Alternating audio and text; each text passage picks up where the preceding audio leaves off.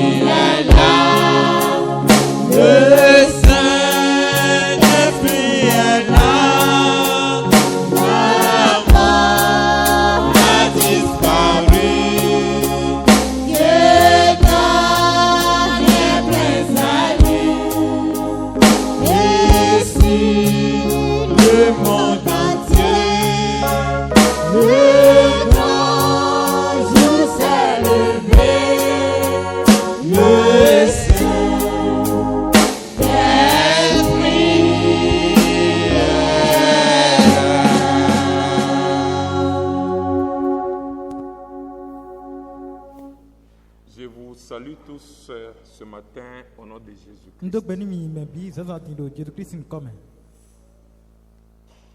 Nous remercions le Seigneur pour nous avoir donné l'occasion d'être dans sa maison ce matin.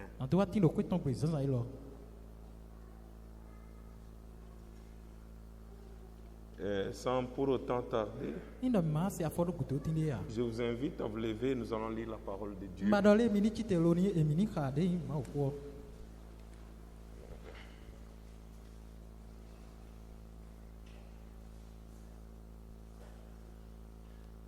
Nous allons lire dans Matthieu 28, verset 19.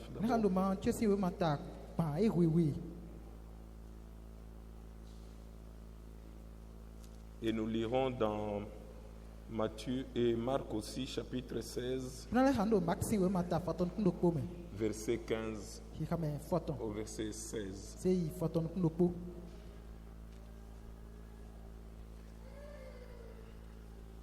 Avant cela, nous allons prier. Seigneur, notre Dieu, nous te disons sincèrement merci ce matin pour nous avoir réunis dans ta maison autour de ta parole.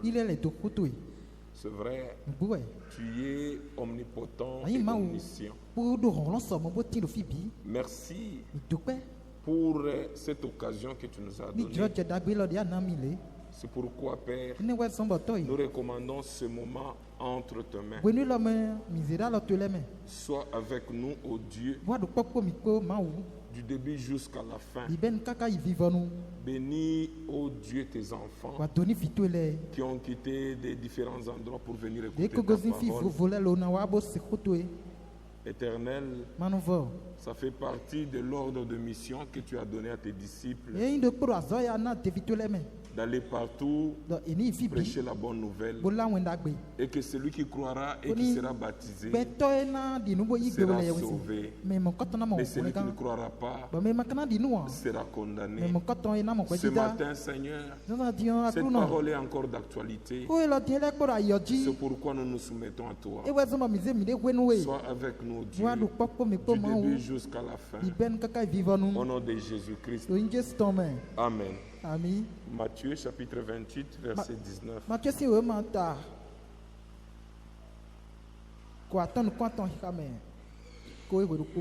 Allez, faites de toutes les nations des disciples, les baptisant au nom du Père, du Fils et du Saint-Esprit. Marc chapitre 15 et 16. Marc chapitre 16, verset 15 au verset 16. Puis il leur dit: allez par tout le monde et prêchez la bonne nouvelle à toute la création. Celui qui croira et qui sera baptisé sera sauvé. Mais celui qui ne croira pas sera condamné. Que le Seigneur ajoute les bénédictions à la lecture de sa parole. Vous pouvez vous asseoir. Depuis hier, nous avons commencé à parler du baptême biblique.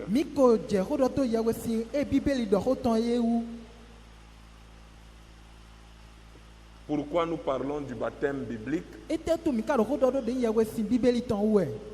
Et pourquoi insistons-nous sur le mot biblique? Puisque dans tout ce que nous faisons, nous devons le faire toujours conformément à la Bible.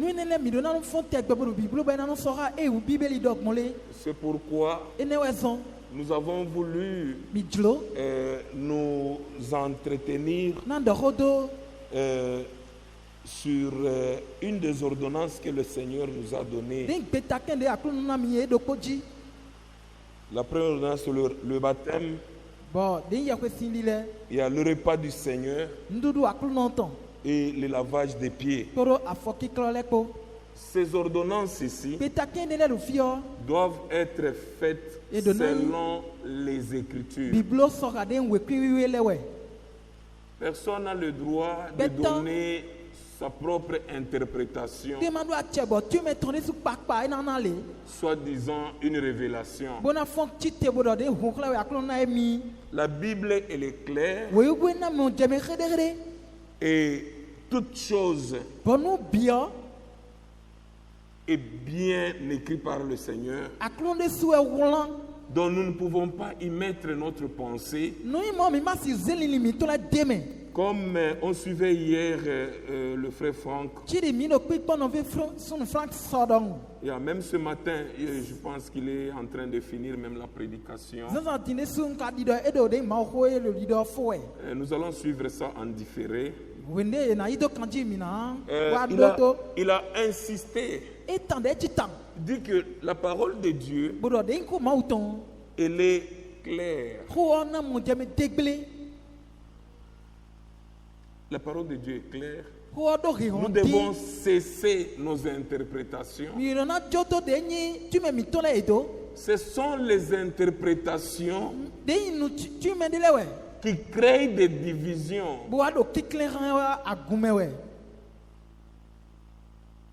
Il dit, nous devons cesser cela. Et là où la parole de Dieu est prêchée, là où il n'y a pas d'interprétation particulière, l'église est stable. L'église est stable. Parce que donc tout ce qui est prêché a une référence dans les Écritures. C'est très important. Donc tout prédicateur qui monte en chair doit nous dire ce que disent les Écritures.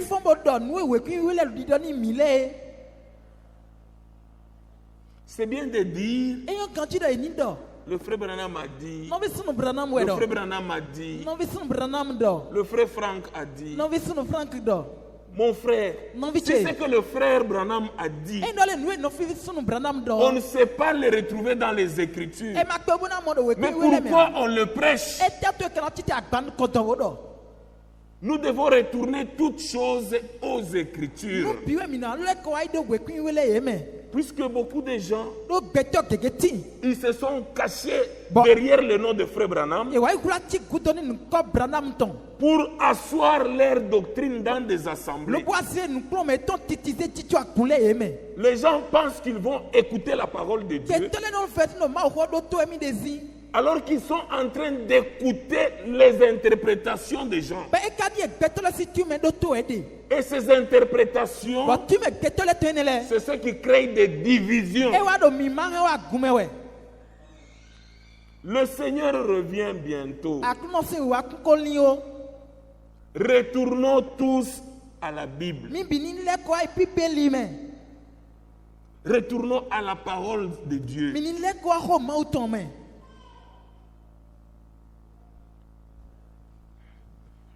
Revenons au sujet.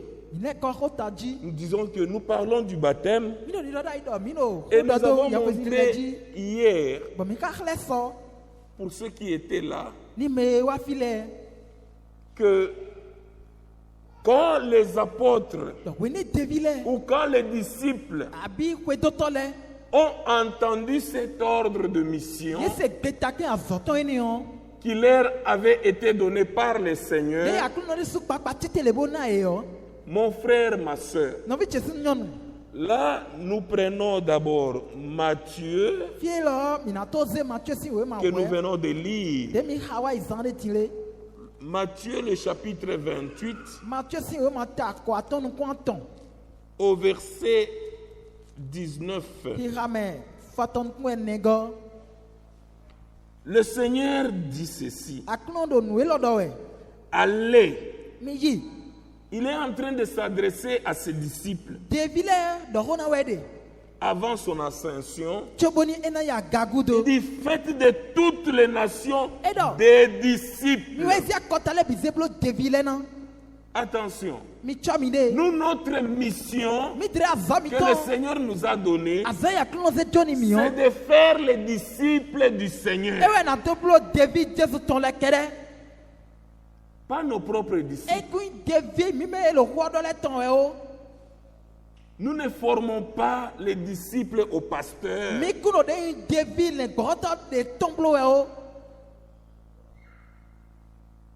C'est là où nous voyons les hommes de Dieu en voulant asseoir leur credo, même dans le choix de l'ordre dans l'église, ils sélectionnent des gens au lieu de les sélectionner selon les Écritures. Et les sélectionnent selon leurs intérêts. Celui-là sera mon associé, puisqu'il ne peut pas me contredire. Non, il est associé pour avoir d'abord répondu aux critères bibliques.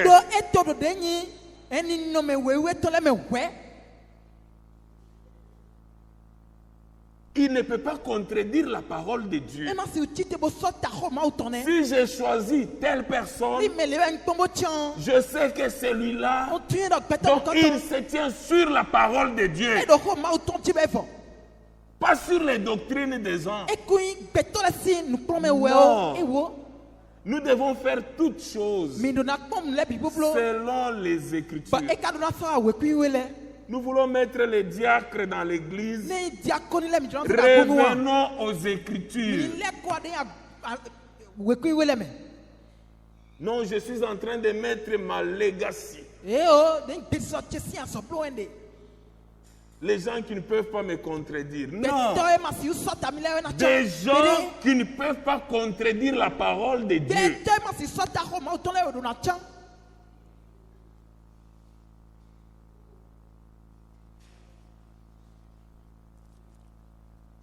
Il dit, faites de toutes les nations des disciples. Ici, ce ne sont pas nos propres disciples. Ce sont les disciples du Seigneur. C'est pourquoi nous devons faire beaucoup d'attention.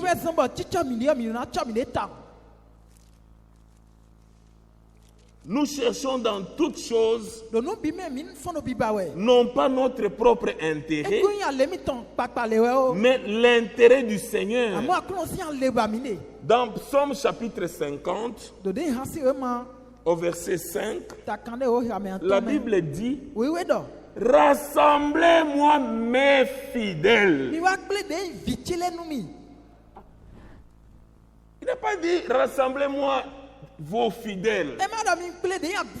Non, le Seigneur dit rassemblez-moi mes fidèles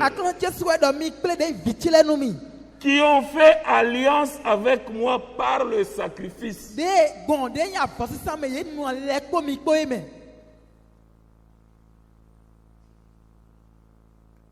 L'alliance avec Dieu, hier nous avons vu que cette alliance se fait par le baptême. Puisque le baptême, oui, c'est un engagement d'une bonne conscience. On peut lire ça dans 1 Pierre. Allons d'abord dans 1 Pierre. 1 Pierre chapitre 3. Au verset 21. Amen. Cette eau était une figure du baptême, qui n'est pas la purification des souillures du corps, mais l'engagement d'une bonne conscience envers Dieu. Amen. Le baptême biblique, c'est un engagement d'une bonne conscience envers Dieu.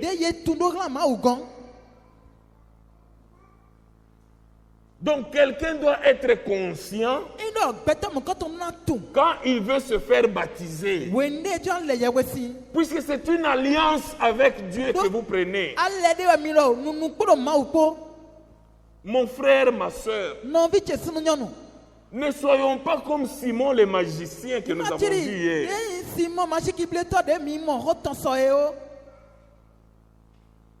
Nous avons vu comment il s'est comporté après son baptême. Ne soyons pas de ce nombre-là.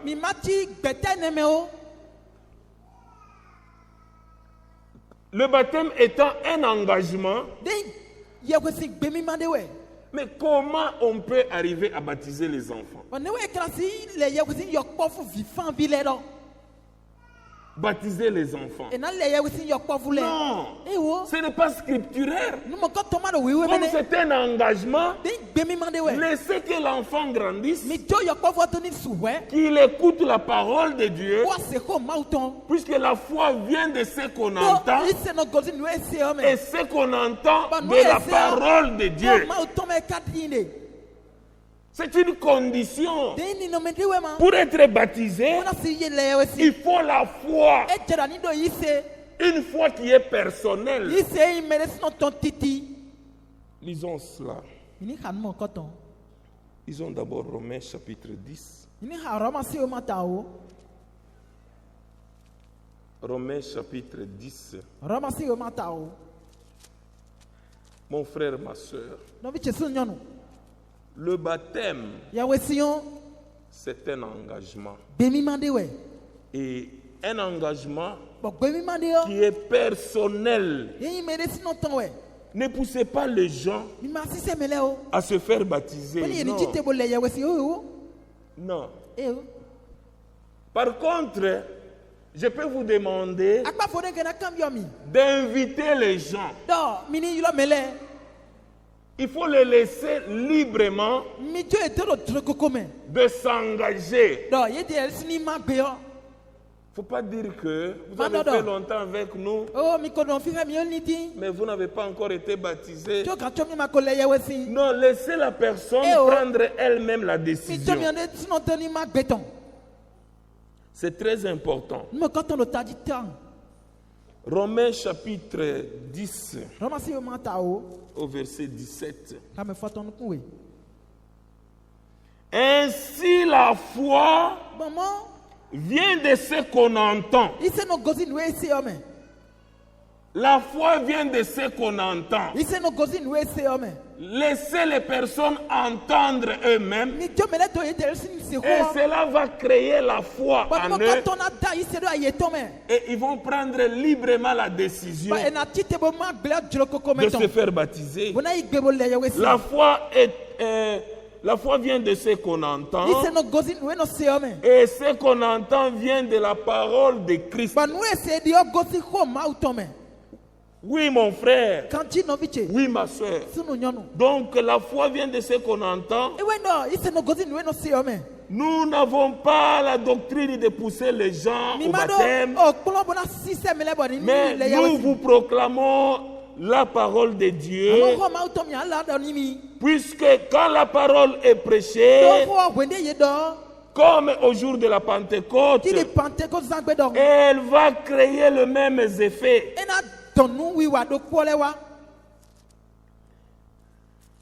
Notre ordre de mission, c'est d'aller par tout le monde et prêcher la bonne nouvelle. Là, c'est dans Marc chapitre 16, verset 15 que nous avons lu, au verset 17. Puis il leur dit, allez par tout le monde et prêchez la bonne nouvelle à toute la création. Quelle est cette bonne nouvelle? Jésus-Christ, il est mort et il est ressuscité. C'est une bonne nouvelle que les anciens et les sacrificateurs, quand ils ont entendu de la résurrection de Jésus, nous avons lu avec vous hier, ils ont donné de l'argent aux soldats pour aller tromper au peuple que ses disciples l'ont dérobé. Mon frère, ma soeur, pourquoi? Parce qu'ils ne voulaient pas de cette bonne nouvelle.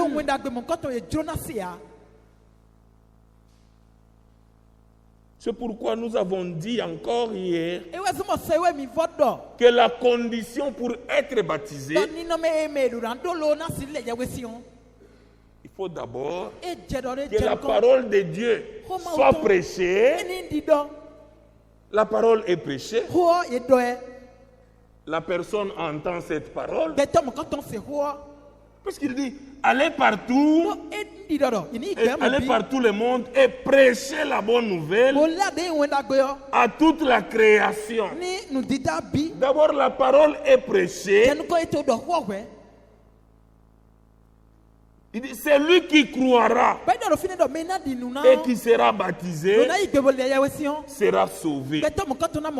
Donc, après la prédication de la parole, comme la parole a une puissance de transformation, elle va toucher le cœur. Amen. La parole de Dieu, la pure parole de Dieu, elle touche le cœur. Mais les credos ou les doctrines des hommes touchent la tête. Si tu te fais baptiser, nous allons t'assister. Ça, c'est dans la tête. On met quelque chose dans ta tête. Et tu vas rester avec ça. Tu te dis, donc si je me fais baptiser, j'aurai des avantages sociaux parmi les frères. Vous comprenez? Là, c'est dans la tête. Mais quand c'est la parole de Dieu qui est prêchée et qu'elle touche ton cœur, elle crée la foi et tu prends librement la décision de te faire baptiser. Nous avons vu que l'eunuque éthiopien, tellement que lui, il avait la parole de Dieu. C'est dans Actes chapitre 8. Ça doit être à partir du verset 35. Donc lui, il avait aussi, il était en train de lire le prophète Ésaïe. Et quand il lisait, le Seigneur, il déplace Philippe là où il était pour aller sur le chemin de désert et rencontrer un unique Éthiopien qui venait de Jérusalem faire quoi? La Bible dit il venait de Jérusalem pour adorer. Mais comme il était dans le plan de Dieu, Dieu a envoyé Philippe pour qu'il puisse le rencontrer, lui prêcher la parole. Et pendant la prédication, nous voyons que l'eunuque dit, ah, tout ce que tu as dit, c'est bon. Mais tu as parlé aussi de l'eau. Mais voici de l'eau. Qu'est-ce qui empêche que je ne sois baptisé? Amen. C'était dans une prédication de quelques minutes. Et l'eunuque éthiopien a pris la décision. L'eunuque éthiopien n'est pas allé demander l'autorisation. C'est une décision spontanée. Tu écoutes la parole de Dieu. Tu sors. Tu commences à demander d'abord les avis. Non, ce n'est pas de ça. La parole de Dieu, quand elle te touche, tu prends la décision directe. Amen. On a des cas. Des gens qui ont entendu la parole, ils sont allés d'abord demander l'autorisation et ils ont eu du mal à venir se faire baptiser. Il y en a aussi qui ont entendu et qui se sont dit, puisque c'est une décision, ils se sont dit, je vais dans l'hôtel que je suis. Il y en a qu'on a baptisé avec leurs habits.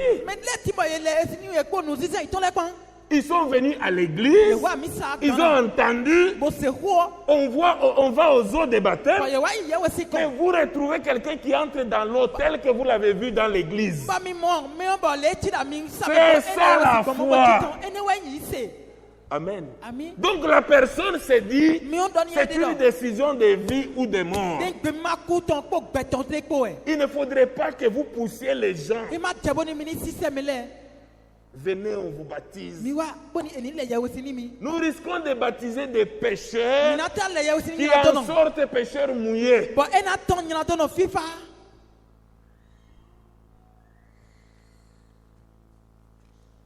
C'est très important, mes frères et sœurs.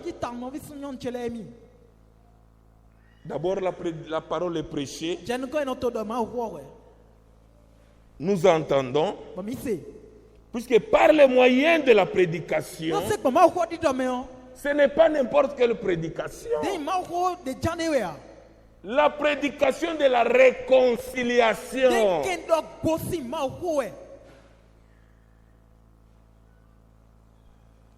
La prédication de la réconciliation qui nous a été accordée par Christ.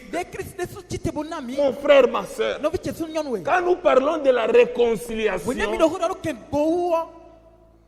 c'est ça, donc c'est la seule voie que nous puissions plaire à Dieu. Nous devons nous réconcilier d'abord avec nous-mêmes et avec Dieu. Non, mon frère.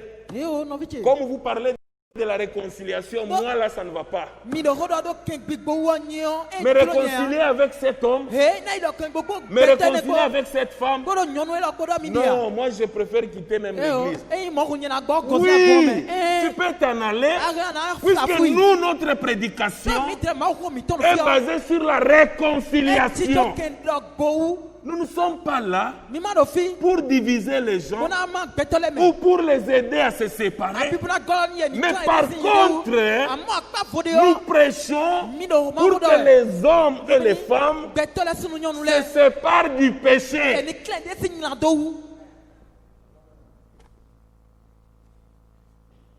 Et nous avons vu hier, mon frère, ma soeur, que les disciples ou les apôtres, quand le Seigneur leur a apparu, il leur a donné un commandement, un ordre. Il leur a demandé de rester à Jérusalem. Il dit restez à Jérusalem jusqu'à ce que vous soyez remplis du Saint-Esprit. Puisque quand vous êtes remplis du Saint-Esprit, vous allez prêcher la parole de Dieu. Vous ne prêcherez pas vos idées. Vous ne prêcherez pas votre credo.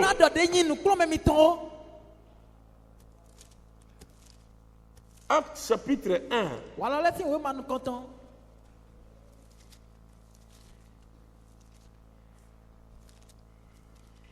Acte chapitre 1, la Bible dit, nous prenons d'abord à partir du premier verset, Théophile, j'ai parlé dans mon premier livre de tout ce que Jésus a commencé de faire et d'enseigner dès le commencement jusqu'au jour où il fut enlevé au ciel. Après avoir donné ses ordres par le Saint-Esprit aux apôtres qu'il avait choisis. Amen. C'est Jésus qui nous choisit. Les 5 ministères dans Éphésiens chapitre 4 à partir du verset 11. C'est Dieu qui choisit ses ministres pour qu'ils prêchent la parole de réconciliation, pour édifier le corps de Christ.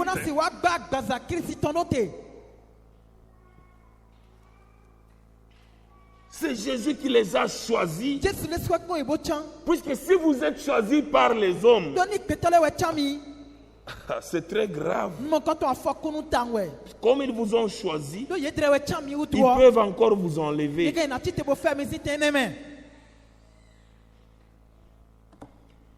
Comme il s'est trouvé avec eux,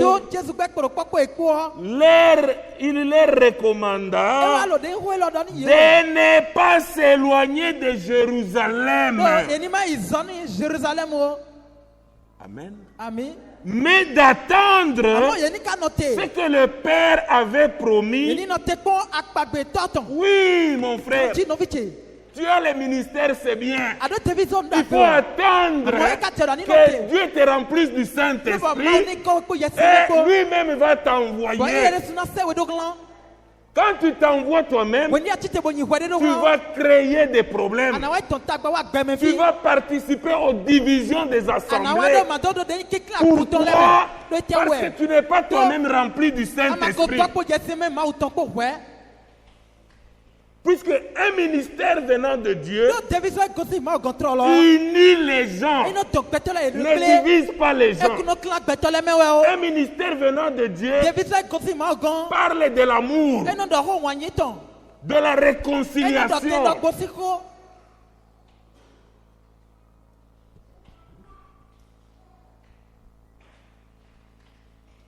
Comme il s'est trouvé avec eux, il leur recommanda de ne pas s'éloigner de Jérusalem, mais d'attendre ce que le Père avait promis, ce que je vous ai annoncé, dit-il. Car Jean a baptisé d'eau, mais vous, dans peu de jours, vous serez baptisés du Saint-Esprit. Mais vous devez faire quoi? Restez à Jérusalem. Ne soyez pas pressés. Ici, les apôtres, ils ont attendu jusqu'à ce qu'ils soient remplis du Saint-Esprit. Et ils sont descendus automatiquement. Certains sont allés en Samarie. Les autres sont partis en Judée. C'est après que le Saint-Esprit soit descendu.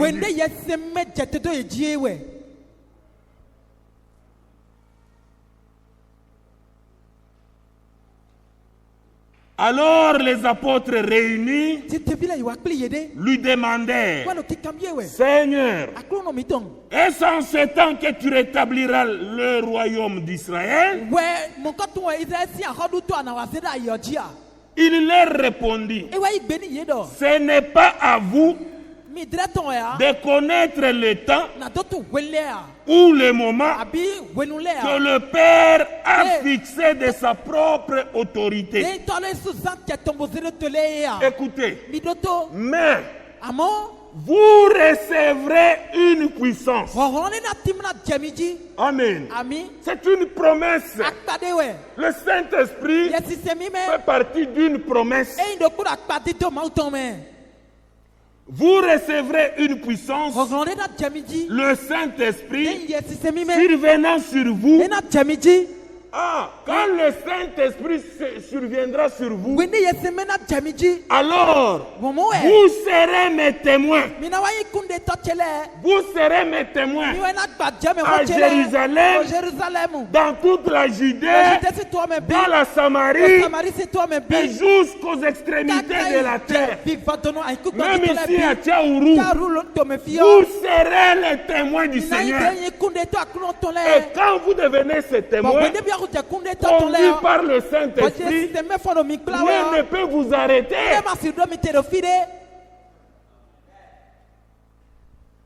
Après avoir dit cela, il fut élevé pendant qu'il les regardait.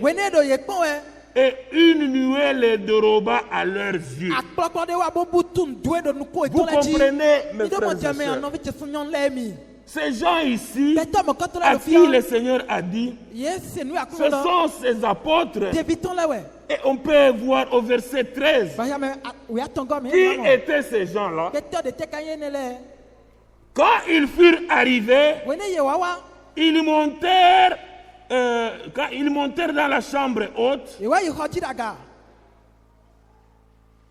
où ils se tenaient d'ordinaire, c'était Pierre, Jean. J'aimerais que vous puissiez suivre ces noms. C'était Pierre, Jean, Jacques, André, Philippe, Thomas, Barthélemy, Matthieu, Jacques, fils d'Alphée, Simon des Zélotes, pas Simon le magicien, et Jude, fils de Jacques. La Bible dit, tous d'un commun accord, persévérer dans la prière. Amen. Nous devons persévérer dans la prière. Avec les femmes et Marie, mère de Jésus, et avec les frères de Jésus. Donc, ils ont persévéré. Ils ont persévéré. Et maintenant, écoutez, voyez que ici, le Seigneur leur avait dit d'attendre à Jérusalem jusqu'à ce qu'ils soient baptisés et du Saint-Esprit. C'est alors qu'ils iront en Judée. C'est le verset 8 que nous avons lu. Ils iront en Judée, en Samarie et jusqu'aux extrémités de la terre. Mais nous voyons maintenant, chapitre 2, le jour de la Pentecôte. Ils étaient tous ensemble dans un même lieu. Ils n'étaient pas divisés. Ils étaient dans un même lieu. Tout à coup, il vint du ciel un bruit comme celui d'un vent impétueux. Et il remplit toute la maison où ils étaient assis. Des langues semblables à des langues de feu leur apparurent, séparées les unes des autres, et se posèrent sur chacun d'eux. Et ils furent tous remplis du Saint-Esprit. Amen. Ils furent tous remplis du Saint-Esprit et ils se mirent à parler en d'autres langues, selon que l'Esprit leur donnait de s'exprimer. Voyez, donc ils ont parlé de nouvelles langues.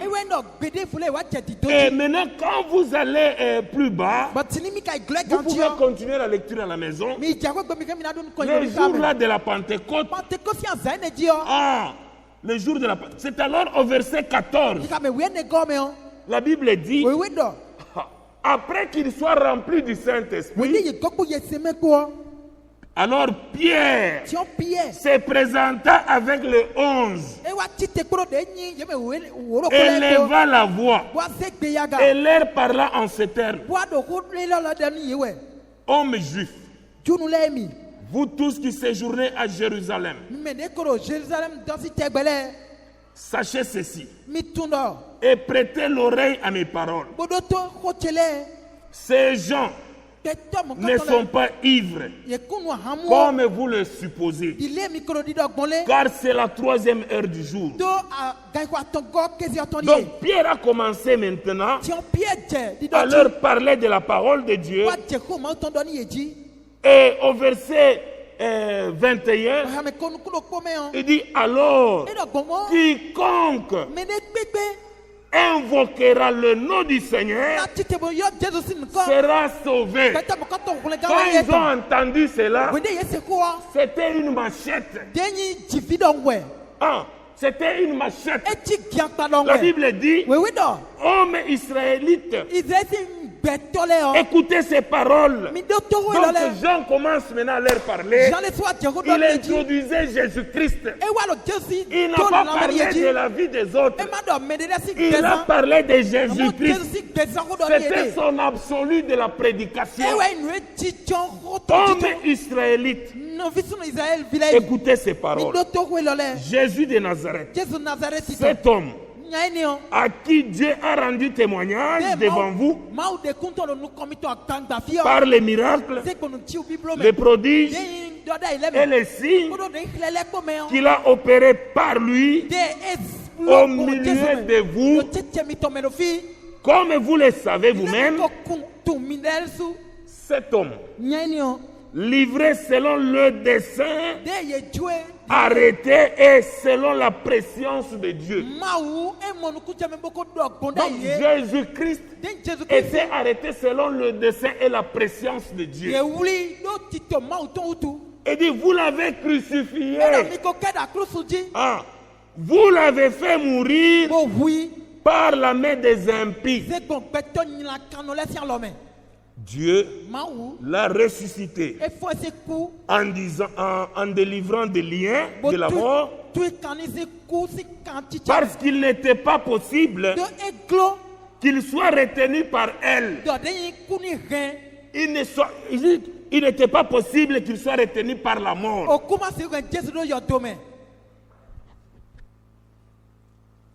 Parce qu'il n'était pas possible qu'il soit retenu par elle. Donc il continue.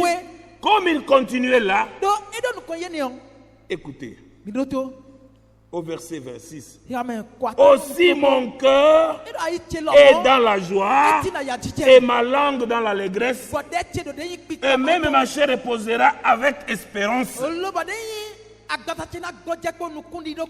Au verset 29, oh mon frère, qu'il me soit permis de vous dire librement au sujet du patriarche David qu'il est mort et qu'il a été enseveli. Écoutez très bien. Il dit que, homme frère, qu'il me soit permis de vous dire librement au sujet du patriarche David qu'il est mort et qu'il a été enseveli et que son sépulcre existe encore aujourd'hui parmi nous. Amen. Le sépulcre de David existe. Le sépulcre de Branham existe. Mais le sépulcre de Jésus est vide. Il est ressuscité. Il n'est pas dans la tombe. Donc Pierre, quand il prêchait, la Bible dit, alors après avoir entendu ce discours, on peut continuer d'abord. Comme il était prophète et qu'il savait que Dieu lui avait promis avec serment, là on parle de David, de faire asseoir un de ses descendants sur son trône. C'est la résurrection du Christ qu'il a prévu et annoncé en disant qu'il ne serait pas abandonné dans le séjour des morts et que sa chair ne verrait pas la corruption. C'est Jésus que Dieu a ressuscité. Nous en sommes tous témoins. élevé par la droite du Père, il a reçu du Père le Saint-Esprit qui avait été promis. Et il l'a répandu comme vous le voyez et l'entendez. Car David n'est point monté au ciel, mais il dit lui-même, le Seigneur a dit à mon Seigneur, assis-toi à ma droite jusqu'à ce que je fasse de tes ennemis ton marchepied. Amen. Jusqu'à ce que je fasse de tes ennemis ton marchepied, que tu puisses marcher sur eux.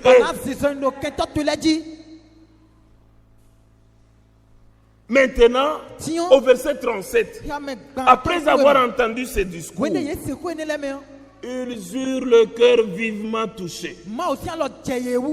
Et ils dirent à Pierre et aux autres apôtres, hommes frères, que ferons-nous? C'est ça la vraie prédication de la parole. Quand elle rencontre le péché en vous, la question on se pose, que ferons-nous? Mon frère, ma soeur, l'unique manière de faire, c'est de se repentir. Amen. Le baptême, donc avant le baptême, on se repent. Après avoir cru, on se repent. Et après s'être repenti, on va maintenant dans l'eau. Mais nous avons vu hier qu'il y avait un certain Simon le magicien. Lui, il s'est fait baptiser. Lui qui étonnait les gens par ses actes de magie. Quand il a vu Philippe venir en Samarie, après le baptême du Saint-Esprit, Philippe n'est pas resté à Jérusalem. Nous avons lu avec vous que Philippe est allé en Samarie où il a commencé à battre campagne. En battant campagne, nous sommes dans Actes chapitre 8.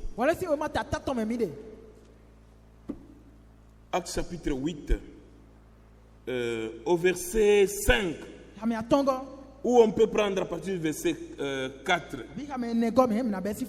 Ceux qui avaient été dispersés allaient de lieu en lieu, annonçant la bonne nouvelle de la parole. Ils annonçaient la bonne nouvelle. Ils ne sont pas allés de lieu en lieu semer la confusion dans les têtes des gens, diviser les frères. Tu apprends qu'une église a commencé à un endroit, voyage missionnaire, tu débarques là-bas, c'est la division dans l'église. Puisque tu veux faire asseoir ton royaume. Non, mais ces gens ici, ils allaient de lieu en lieu pour annoncer la parole de Dieu, la parole de réconciliation.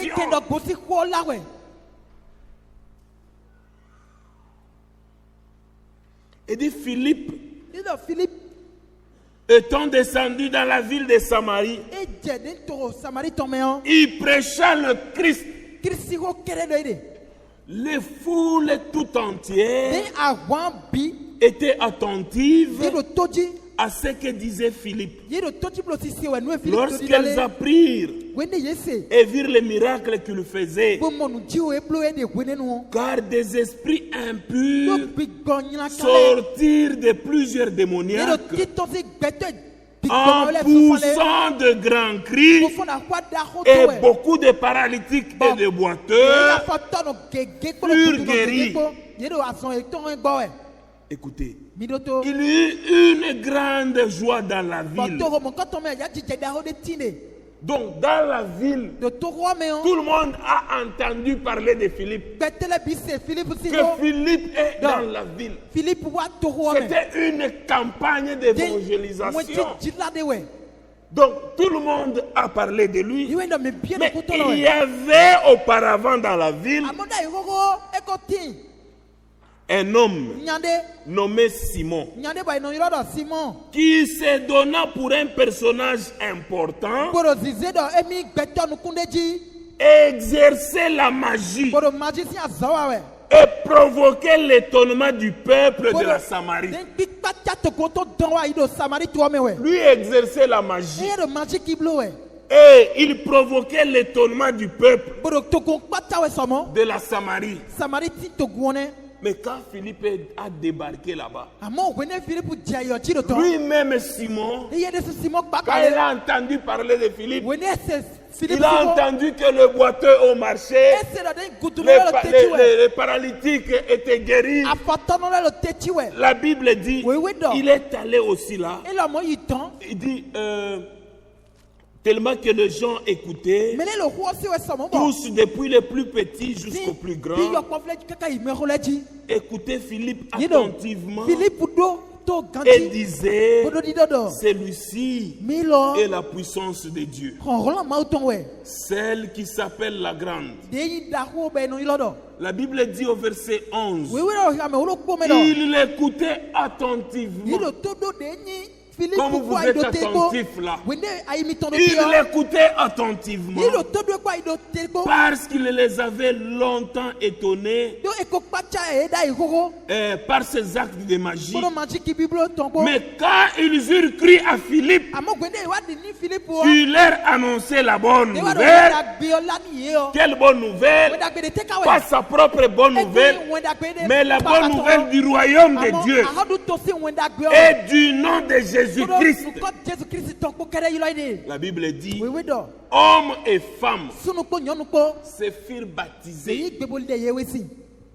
Simon lui-même, lui qui a fait étonner les gens de la Samarie par ses actes de magie, quand il a entendu Philippe, la Bible dit, Simon lui-même crut. Et après avoir été baptisé, il ne quittait plus Philippe. Donc il est resté avec Philippe. Mais quand vous continuez la lecture, vous voyez que cet homme qui ne quittait pas Philippe, mais il avait un agenda que Philippe lui ne connaissait pas. Puisque cet homme n'a pas cru avec le cœur. Lui, quand il a vu les miracles, les boiteux au marché, les paralytiques guéris, il est allé faire semblant de croire. Ce qui prouve qu'il a fait semblant de croire. Après son baptême, quand les apôtres sont venus de Jérusalem, les apôtres qui étaient à Jérusalem, ayant appris que la Samarie avait reçu la parole de Dieu, ils envoyèrent Pierre et Jean. Quand Pierre et Jean sont arrivés, continuez la lecture, vous verrez que Simon, en voyant que quand les apôtres imposaient les mains sur les gens, ils recevaient le Saint-Esprit. Puisque ces gens ici, la Bible dit, ils étaient seulement baptisés au nom de Jésus-Christ. Mais ils n'avaient pas encore reçu le Saint-Esprit. Jusqu'à ce que Pierre et Jean viennent de Jérusalem, leur ont imposé les mains et ils ont reçu le Saint-Esprit. Il y a des gens qui ont reçu le Saint-Esprit aussi avant le baptême, comme dans la maison de Corneille. Donc il y a des gens qui ont reçu le Saint-Esprit avant le baptême, il y en a qui après le baptême. Nous voyons tous ces gens ici, comme la Bible le dit, ils disent, les apôtres qui étaient à Jérusalem, ayant appris que la Samarie avait reçu la parole de Dieu, ils envoyèrent Pierre et Jean. Mais ceux-ci, arrivés chez les Samaritains, prièrent pour eux afin qu'ils reçoivent le Saint-Esprit. Car il n'était encore descendu sur aucun d'eux. Ils avaient seulement été baptisés au nom du Seigneur Jésus. Mais le Saint-Esprit n'était pas encore descendu. Maintenant, quand Pierre et Jean sont arrivés, ils ont imposé le main et les gens ont reçu le Saint-Esprit. Simon, voyant cela, voyant que le Saint-Esprit s'accordait par imposition de main des apôtres, ils les suivirent pour leur proposer de l'argent en disant: accordez-moi aussi ce pouvoir afin que celui à qui j'imposerai les mains reçoive le Saint-Esprit. Mais Pierre lui dit, Pierre n'a pas dit à côté. Et il lui dit que ton argent périsse avec toi. Puisque toi tu as cru que le don de Dieu s'acquérait à prix d'argent. Non, le don de Dieu ne s'acquiert pas à prix d'argent. Non, c'est un don qui est gratuit. C'est pourquoi la Bible dit: vous avez reçu gratuitement, donnez aussi gratuitement. C'est la parole de Dieu. Mon frère, ma soeur, voyez, mais le jour de la Pentecôte, lui, Pierre, pour terminer son histoire, Pierre, quand il a prêché, dans Acte 2, là où nous étions, au verset 37, vous voyez que, après avoir entendu ce discours, ils eurent le cœur vivement touché. Ils dirent à Pierre et aux autres apôtres: hommes frères, que ferons-nous? Pierre leur dit, ça c'est l'ordonnance. Il dit, ce que vous devez faire, il dit, repentez-vous. Que chacun de vous soit baptisé au nom de Jésus-Christ à cause du pardon de vos péchés. N'entrez pas dans les eaux de baptême sans la repentance. Vous devez d'abord vous repentir. On se repent d'abord avant d'entrer dans les eaux. Il dit, repentez-vous et que chacun de vous soit baptisé au nom de Jésus-Christ à cause du pardon de vos péchés, et vous recevrez le don du Saint-Esprit. Verset 41. Ceux qui acceptèrent sa parole. Tu ne peux pas dire j'ai accepté la parole, mais sans pour autant avoir pris la décision d'être baptisé.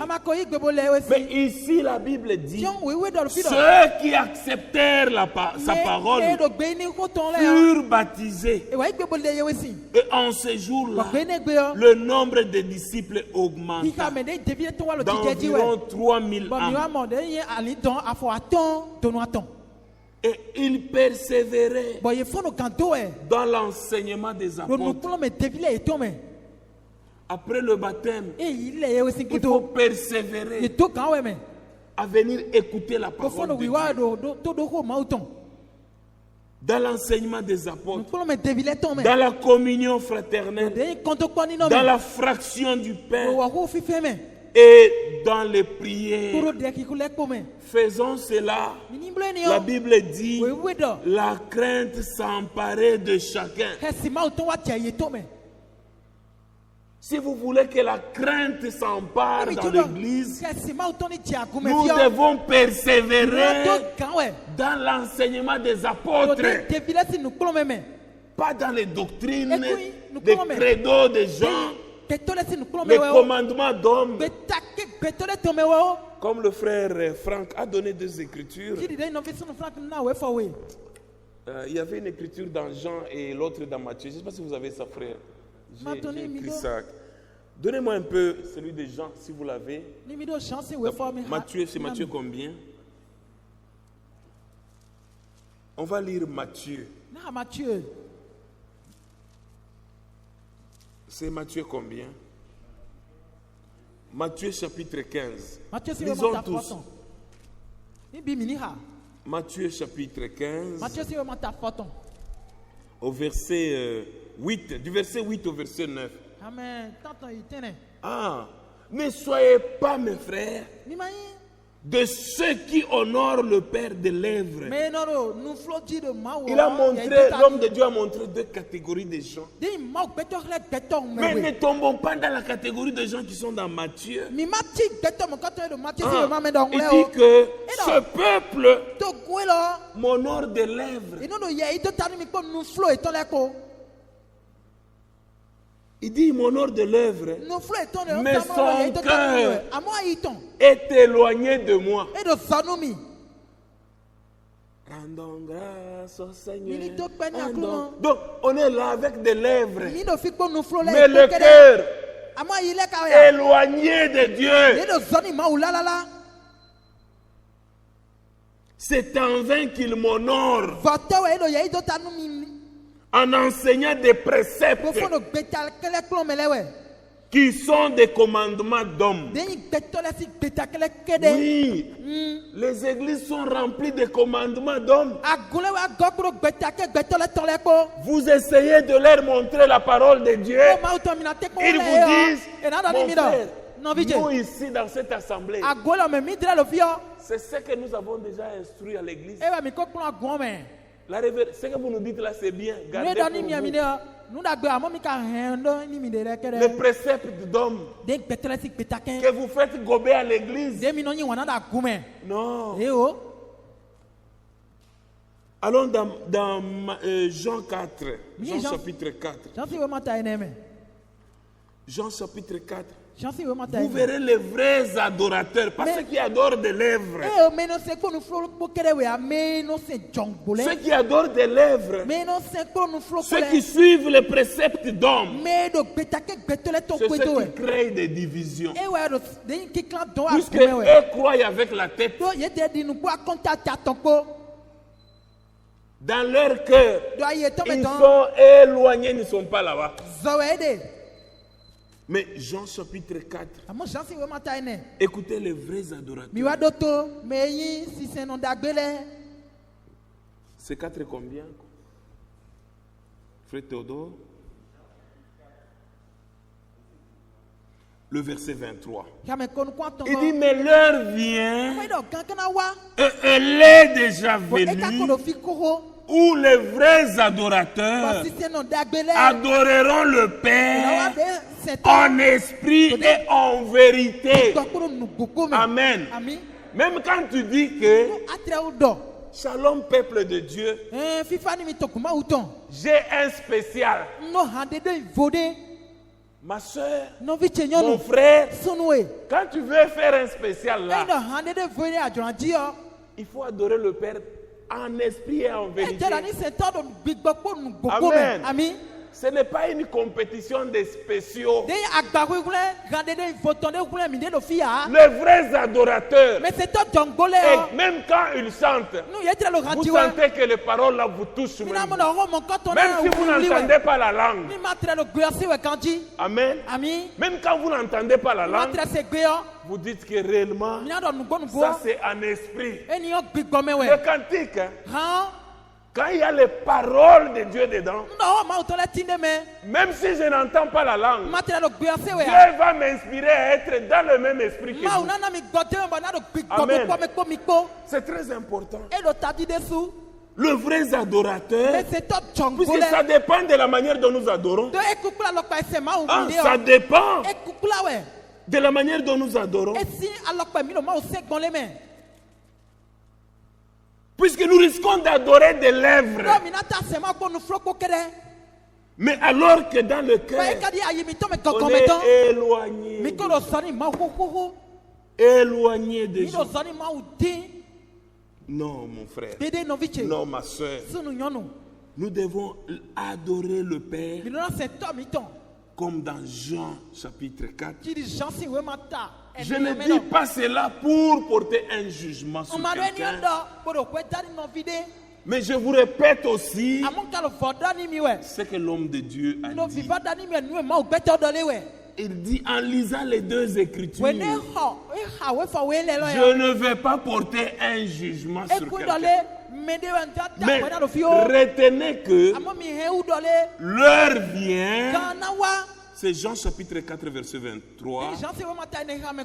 Et elle est déjà venue où les vrais adorateurs adoreront le Père en esprit et en vérité. Ce sont là les adorateurs que le Père demande. Amen. Je n'adore pas pour faire plaire aux gens. Non. Je vais adorer mon Père et je l'adore en esprit et en vérité et de tout mon cœur. Pas des lèvres seulement. C'est très important. Mon frère, ma soeur, nous voyons que ces disciples, eux à qui le Seigneur a donné l'ordre de mission, qui dit allez partout, prêchez la bonne nouvelle. Celui qui croira et qui sera baptisé sera sauvé. Pierre, le frère Franck dit qu'il était souvent comme le porte-parole du Seigneur. Mais voyez, Pierre, après qu'il ait entendu même l'écriture de Matthieu chapitre 28. Donc quand il a entendu Matthieu 28, au verset 19, il dit, allez faites de toutes les nations des disciples, les baptisant au nom du Père, le nom qui est singulier, il dit du Fils et du Saint-Esprit. Écoutez, quand il dit cela, le jour de la Pentecôte, après être rempli du Saint-Esprit, qui fait partie aussi de la promesse, puisqu'ils ont attendu, Jésus leur avait dit, restez d'abord à Jérusalem jusqu'à ce que vous soyez remplis du Saint-Esprit. Alors vous serez mes témoins, en commençant par Jérusalem, en Judée, en Samarie, dans toutes les extrémités de la terre. Puisque si vous n'êtes pas remplis du Saint-Esprit, vous allez sortir. Non, le baptême c'est au nom du Père, du Fils et du Saint-Esprit. Mais mon frère, ma soeur, quand vous lisez toute la parole de Dieu, il n'y a personne qui a été baptisé dans cette formule trinitaire qui a été récupérée par nos frères catholiques. Pierre, puisque les catholiques disent que Pierre était leur apôtre, le chef de l'église catholique. Il parle de l'apôtre Pierre, apôtre Paul. Mais s'ils croient à leur prédication, pourquoi ils ne font pas comme eux? Ils ne font pas comme Pierre. Ils ne font pas comme Pierre et Paul. Puisque Pierre, nous venons de lire le jour de la Pentecôte, quand les gens ont cru, il les a baptisés au nom de Jésus-Christ. Amen.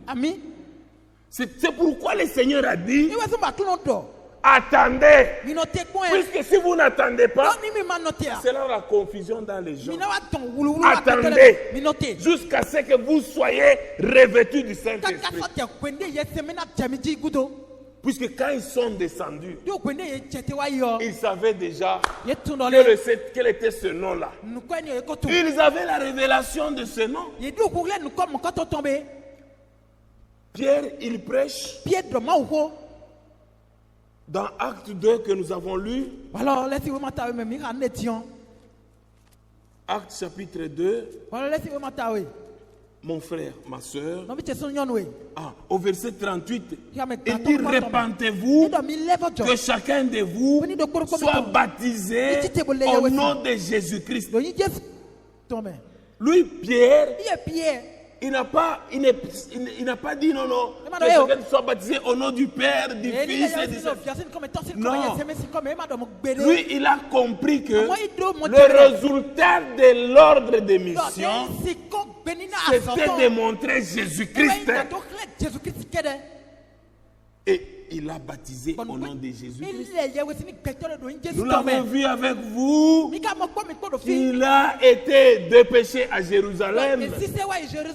Quand la Samarie a été frappée par la parole de Dieu. Quand la Samarie a reçu la parole de Dieu, nous avons lu avec vous que Pierre et Jean sont allés là. Ils ont trouvé des gens, nous avons lu, qui ont été baptisés au nom de Jésus-Christ, mais qui n'étaient pas encore baptisés du Saint-Esprit. Jusqu'à ce que Pierre leur imposa le main, ils ont reçu le Saint-Esprit. Si nous prenons Philippe, celui qui prêchait, celui qui a baptisé ces gens au nom de Jésus-Christ, il était aussi parmi les disciples lorsque le Seigneur parlait.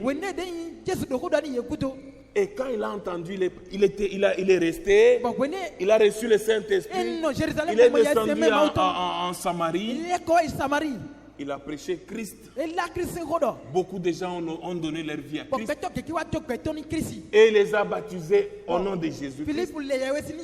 Et quand il a fini avec eux, il va sur la route qui descend du désert. Il trouve l'eunuque éthiopien. Il le baptise aussi dans l'eau. Le baptême, c'est dans l'eau. Amen. Il n'y a pas d'aspersion dans la Bible. Acte chapitre 8, au verset 35. Vous voyez qu'avant le baptême, il y a d'abord la prédication.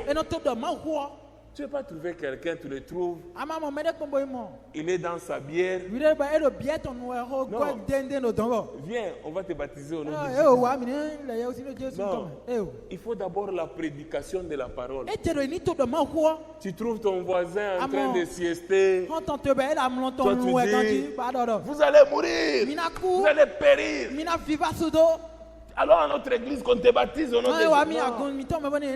Il y a d'abord la prédication de la parole de Dieu. Écoutez, Philippe ouvrant la bouche et commençant par ce passage, lui annonça la bonne nouvelle de Jésus. D'abord on annonce la bonne nouvelle. C'est la bonne nouvelle qui va rencontrer le désir dans le cœur de la personne. La foi vient de ce qu'on entend et ce qu'on entend de la prédication de la parole. Lui annonçant la bonne nouvelle de Jésus, comme ils continuaient leur chemin, ils rencontrèrent de l'eau. Et l'eunuque dit, voici de l'eau. Qu'est-ce qui empêche que je ne sois baptisé? Philippe dit, si tu crois de tout ton cœur, voyez que il dit, c'est vrai, il y a de l'eau, je vois. C'est bien de me montrer que non, il y a de l'eau ici. Je vais te baptiser, c'est bien. Mais si tu crois de tout ton cœur, cela est possible. Pour passer au baptême, il faut croire d'abord avec son cœur. Amen. Il faut croire d'abord avec son cœur. Il dit, si tu crois de tout ton cœur, cela est possible. L'eunuque répondit, je crois que Jésus-Christ est le Fils de Dieu. Alors il arrêta le char. Philippe et l'eunuque descendirent tous deux dans l'eau. Amen. Ils descendirent tous deux dans l'eau. Philippe n'est pas resté au-dessus là. Il dit, okay, trempe-toi. Comme moi je n'ai pas amené mes habits de baptême, entre, plonge-toi 3 fois. Fais comme Naaman. Non, ça c'était le baptême. Amen. Tous deux. Celui qui baptise et celui qui est baptisé dans l'eau.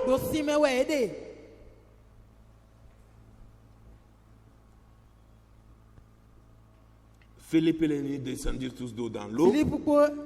Et Philippe baptisa l'eunuque. Mon frère, ma soeur.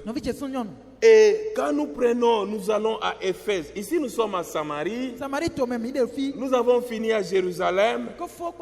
Allons aussi à Éphèse. Dans Actes chapitre 19. Au verset 2. On prend à partir du premier verset. Là, c'est Paul. Pendant qu'Apollos était à Corinthe, Paul, après avoir parcouru les hautes provinces de l'Asie, arriva à Éphèse. Ayant rencontré quelques disciples. Il a rencontré des disciples déjà. Il leur dit, avez-vous reçu le Saint-Esprit quand vous avez cru? Ils lui répondirent, nous n'avons pas même entendu qu'il y ait un Saint-Esprit. Paul est devenu curieux. Il dit, alors, de quel baptême avez-vous donc été baptisé? Ils répondirent, du baptême de Jean. Donc eux, en disant Jean, ça pouvait couper toute discussion. Alors Paul dit, Jean a baptisé du baptême de repentance, disant au peuple de croire en celui qui venait après lui, c'est-à-dire en Jésus. Verset 5. Sur ces paroles, ils furent baptisés au nom du Seigneur Jésus. Amen. Là, c'est Paul. Là, nous sommes à Éphèse. Voyez, donc à Éphèse, le baptême se fait au nom de Jésus.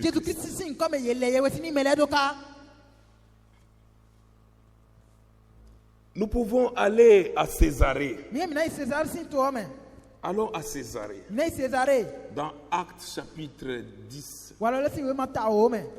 Nous allons trouver cet homme Corneille à qui le Seigneur s'est révélé. On va lire dans Actes chapitre 10. Là, nous sommes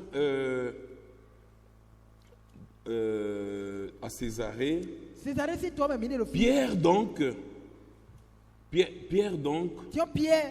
les fit entrer. Donc il y a des gens que Corneille a envoyés. Si on peut commencer par le premier verset, vous comprendriez bien l'idée. Il dit, il y avait à Césarée un homme nommé Corneille, centenier dans la cohorte dite italienne. Cet homme était pieux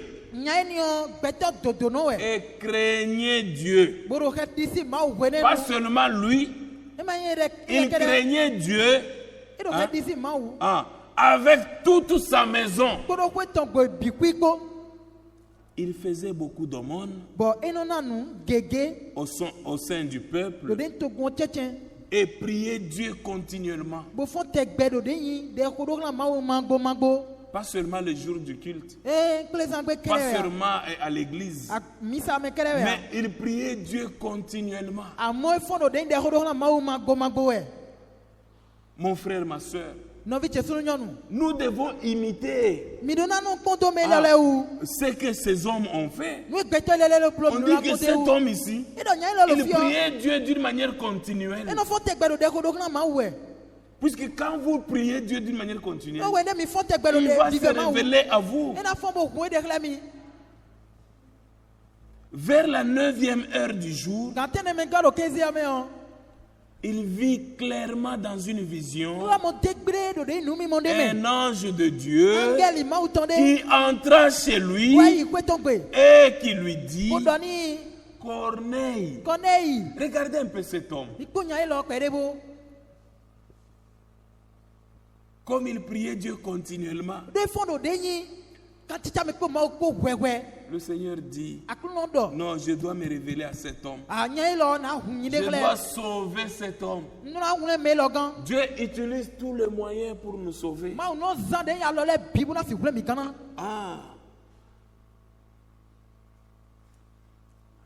Vers la 9e heure du jour, il vit clairement dans une vision un ange de Dieu qui entra chez lui et qui lui dit: Corneille. Le regard fixé sur lui et saisi d'effroi, il répondit: Qu'est-ce, Seigneur? Et l'ange lui dit: tes prières et tes aumônes sont montées devant Dieu et il s'en est souvenu. Amen. Quand nous prions, Dieu ne nous pas.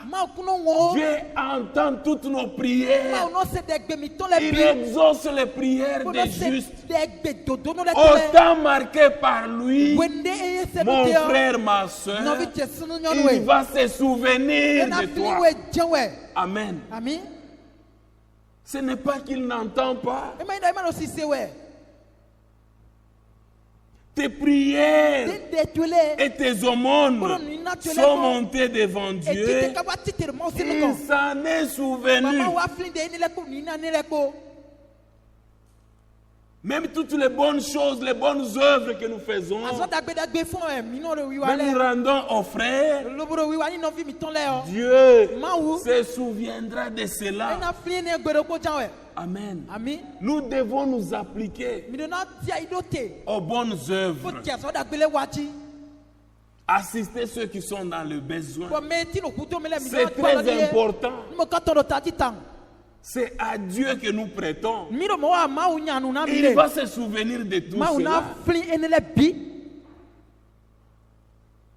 Regardez, l'ange lui dit: comme Dieu s'est souvenu de tes prières, de tes aumônes, envoie maintenant des hommes à Joppé. Va à Joppé. Ici, Pierre avait déjà quitté Jérusalem.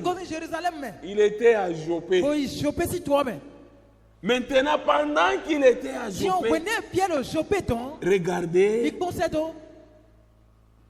le Seigneur dit à Corneille: envoie des hommes à Joppé et fais venir Simon, surnommé Pierre. Attention. Il dit: c'est le Simon qui est surnommé Pierre. Tu vas le trouver où? Il est logé chez un certain Simon, corroyeur, dont la maison est près de la mer. Amen. Notre Dieu, quand il parle, que ce soit dans une vision, dans une prophétie, dans un rêve, Dieu parle avec précision. Il donne toutes les précisions. Il dit, tu vas aller à Joppé, tu vas trouver l'homme qui s'appelle Simon. Pas n'importe quel Simon que tu vas rencontrer. C'est lui qui est surnommé Pierre. Et là où tu vas le trouver, il est aussi dans la maison de Simon Coroyeur. Donc c'est-à-dire que quand ces gens sont arrivés, ils avaient besoin de Simon nommé Pierre. Pas Simon le Coroyeur. Puisque la précision dit, tu vas les trouver dans la maison de Simon Coroyeur, dont la maison est près de la mer. Amen. Dieu donne la précision. Quand une prophétie vient de Dieu, elle vient avec toute précision.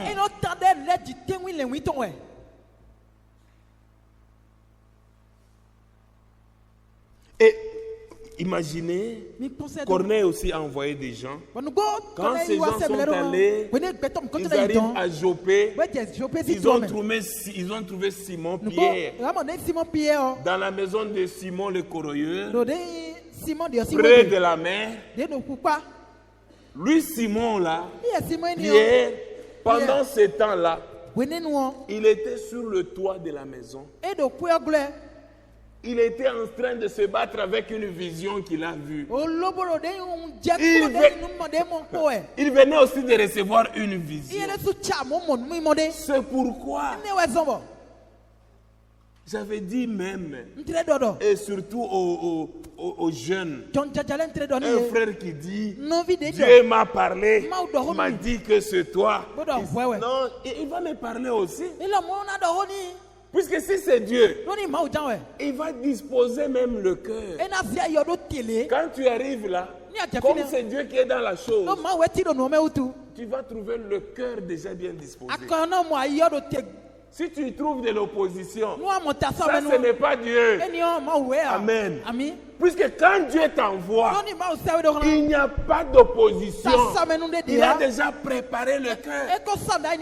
Ici, pendant que Corneille a eu la vision, il envoie les gens. Avant que ces gens arrivent, Pierre était sur le toit de la maison. On va lire ça. Il était en train de se battre avec la vision qu'il a reçue. Il ne connaissait pas la signification de cette vision. Pendant qu'il se battait de la vision, la Bible dit, il entend des gens frapper à la porte. Ils sont en train de chercher Simon. Pierre descend rapidement. Il se présente. Puisque c'est lui qu'ils étaient venus chercher. Amen. Pierre, il n'a pas résisté. Pourquoi? Dieu était dans l'œuvre. Amen. Dieu était dedans. Ne suivez pas l'influence des gens. Quand Dieu veut te parler, il te parlera à ton cœur seul. Amen. Il ne parlera pas à quelqu'un d'autre pour venir te convaincre. Dieu parle au cœur.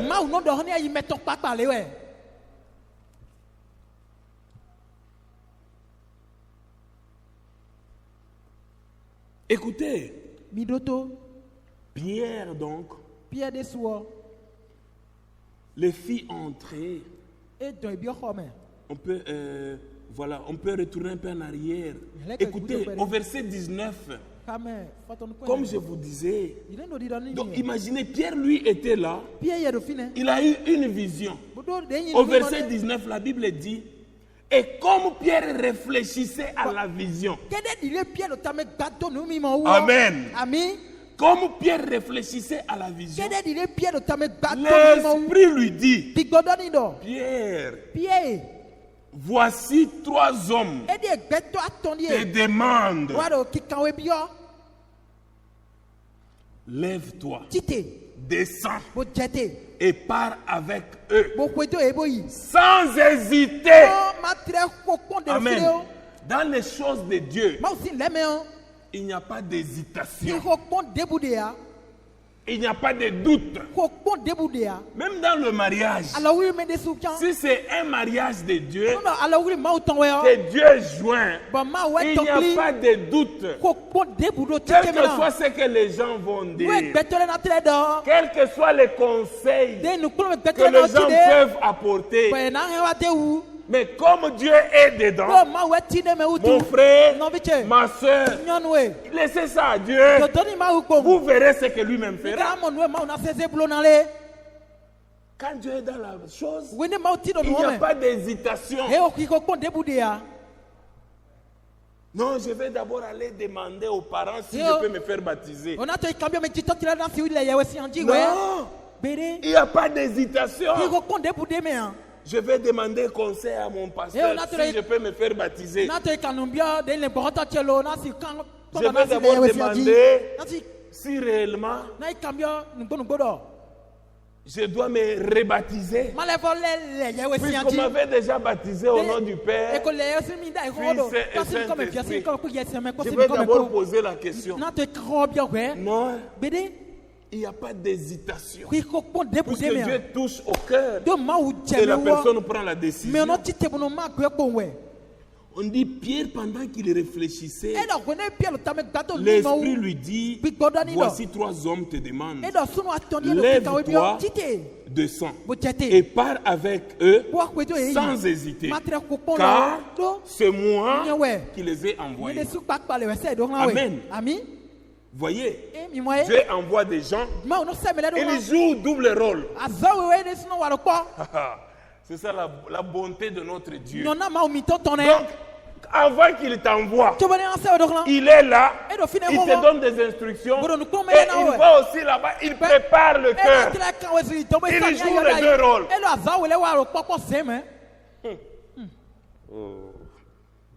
Il dit, vas-y, sans hésiter, c'est moi qui les ai envoyés.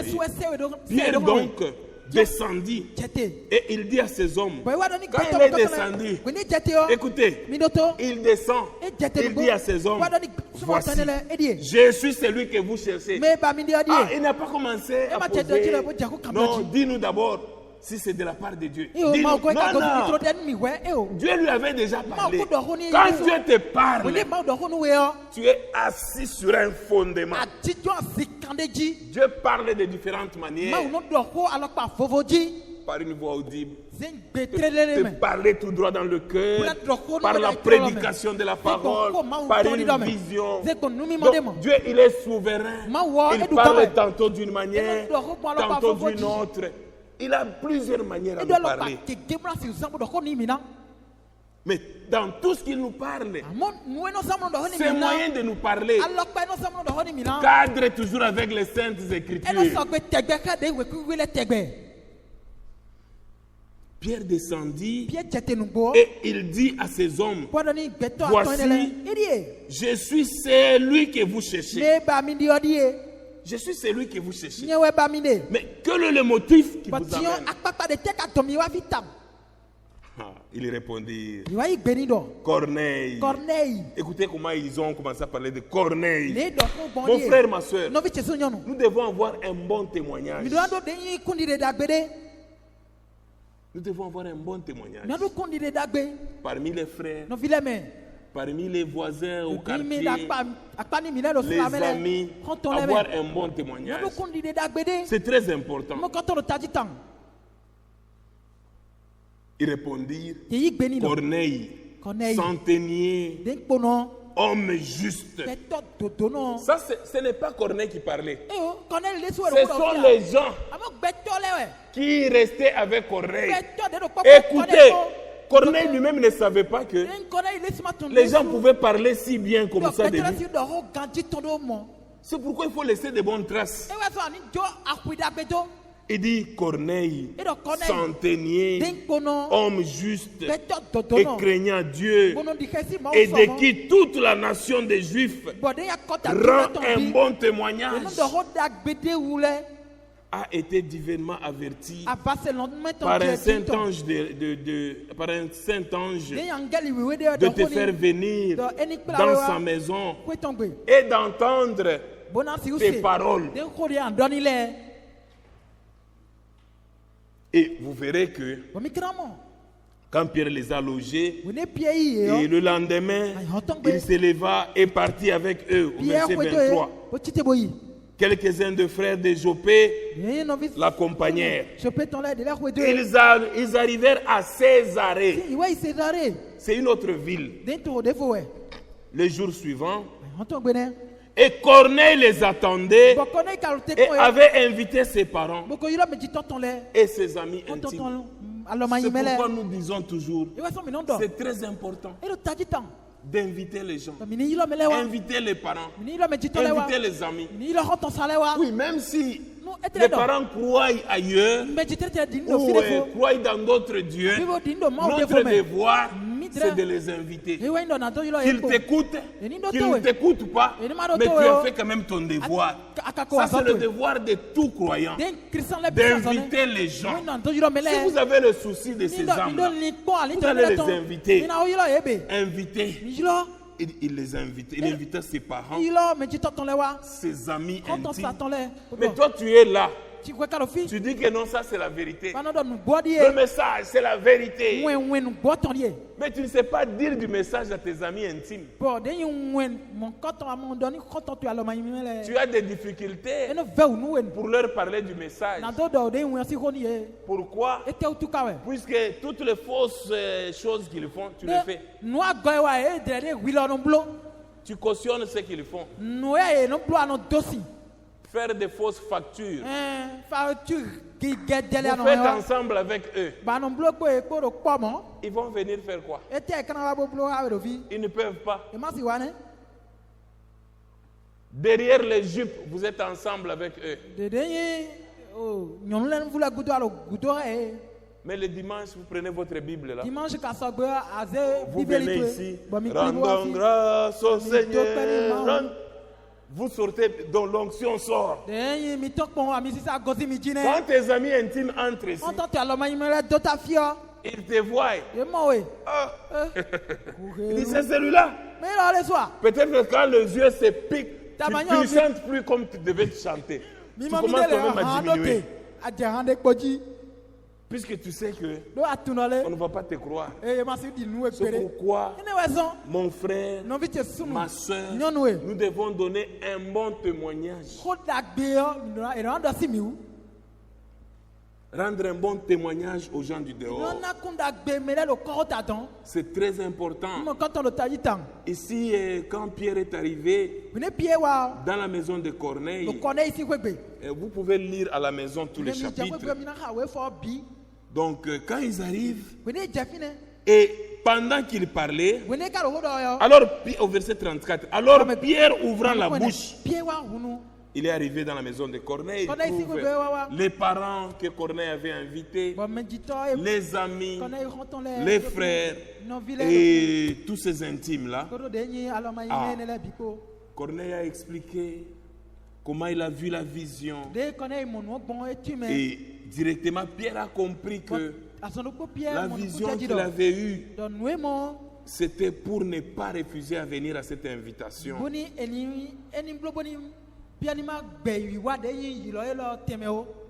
Maintenant, au verset 23, et au verset 34 plutôt, alors Pierre ouvrant la bouche dit, en vérité, je reconnais que Dieu ne fait point de favoritisme. Si Dieu ne fait pas de favoritisme, nous ne devons pas aussi faire de favoritisme. C'est très important. Il dit, mais quand toute nation, celui qui les craint et qui pratique la justice, lui est agréable. Il dit qu'il lui est agréable. Il a envoyé la parole aux fils d'Israël en leur annonçant la paix par Jésus-Christ. qui est le Seigneur de tous. C'est Jésus qui est le Seigneur de tous. Il dit, vous savez ce qui est arrivé dans toute la Judée. Après avoir commencé en Galilée, à la suite du baptême que Jean a prêché, donc il leur explique la parole de Dieu, il leur prêchait la parole de Dieu. Et au verset 40, il dit, Dieu l'a ressuscité le 3e jour et il a permis qu'il apparaisse non à tout le peuple, mais aux témoins choisis d'avance par Dieu. Amen. Même Dieu pour se révéler, il se révèle à son peuple choisi. Ah, si vous n'êtes pas choisi, vous ne verrez rien. Vous allez entendre, vous ne comprenez même rien.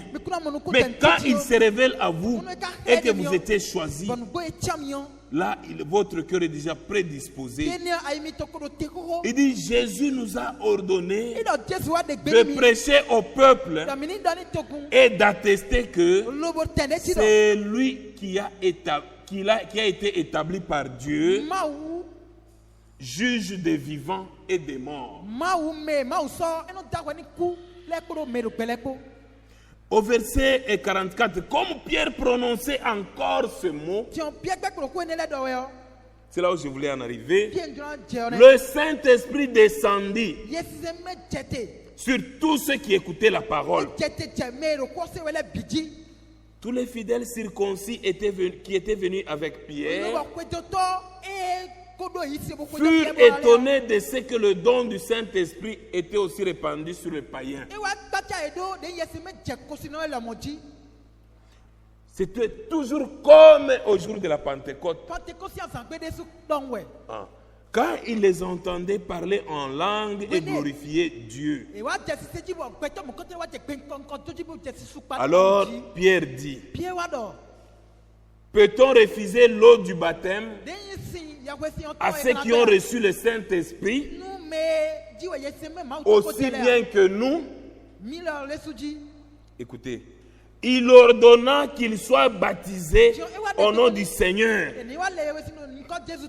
Sur quoi il le priait de rester quelques jours auprès d'eux. Mon frère, ma soeur, la Bible dit, sur la déposition de 2 ou de 3 témoignages, l'affaire est réglée. Nous voyons que ce soit à Jérusalem, que ce soit en Samarie, que ce soit à Césarée, que ce soit à Éphèse, le baptême s'est fait au nom de Jésus-Christ. Que ce soit par Pierre, que ce soit par Paul, que ce soit par Philippe, ça s'est fait au nom de Jésus-Christ. Que le Seigneur vous bénisse. Mettons-nous debout.